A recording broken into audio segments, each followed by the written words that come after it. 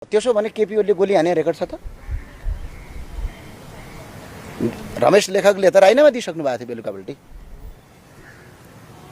उहाँहरूले गोली हाले भने उहाँहरू पदमा बसेका कारणले गर्दा उहाँहरू पक्राउनु पर्ने, उहाँ जिम्मेवारी त लिनु पर्यो नि त। होइन, यही त हो। यो चाहिँ ओली पथमा जाँदैछन् कि जस्तो लाग्दैछ मलाई।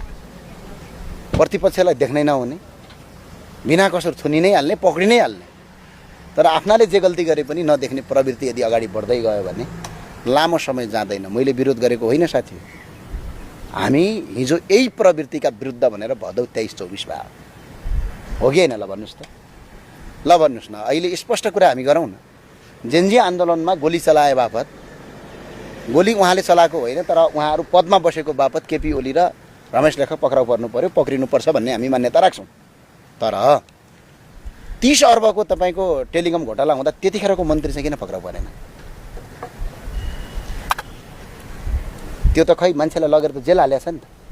सम्बन्धित ब्याङ्कको सिइओ होइन निर्देशकलाईसम्म एयरपोर्टबाटै पक्राउ गरियो नि त। अनि त्यतिखेरको कार्यकारी मन्त्री चाहिँ कसरी उन्मुक्त हुन सक्छ? यो प्रश्न हो या होइन?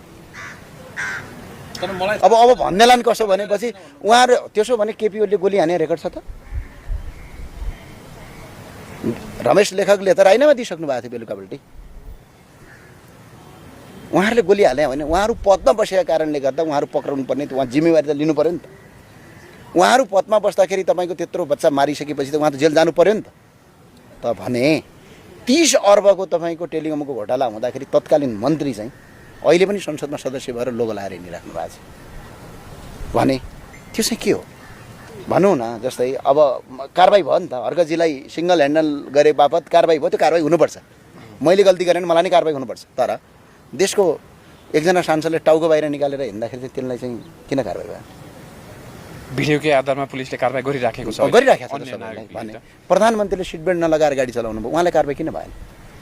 गृहमन्त्रीले सिटबेल्ट नलगाएर गाडी चलाइराख्नु भएको छ, उहाँलाई किन भएन? तपाईँ लेख्न सक्नुहुन्छ नेपालको कोही मिडिया? सक्दैन। तर कहिलेकाहीँ पत्रकार के लाग्छ भने आजकल 1-2वटा मिडिया हेर्छु म। पहिला केपी ओलीको गुनगाउन गा देख्थेँ, अहिलेको सरकारको गुनगाउन गाउन थालिसके। त्यो पत्रकार होइनन् कि जस्तो लाग्छ, कहिलेकाहीँ सरकारवादी हुन् कि जस्तो लाग्छ। है, मलाई याद छ, मैले मिडियाको नाम भनिनँ, तपाईँ सबै बुझिहाल्नुहुन्छ। 12 भाइ भन्थे होइन, सबै हिजो ओली सरकारको चाहिँ गुनगाउन गाएर बस्थे। के सत्ता पल्टेको त अहिले त यो सरकारको गुनगान मात्रै गाएर बस्छ, हुँदै नभएको कुराले लेख्दै हिँड्दा हुन्छ भने मैले पत्रकारको कसरी भन्नु?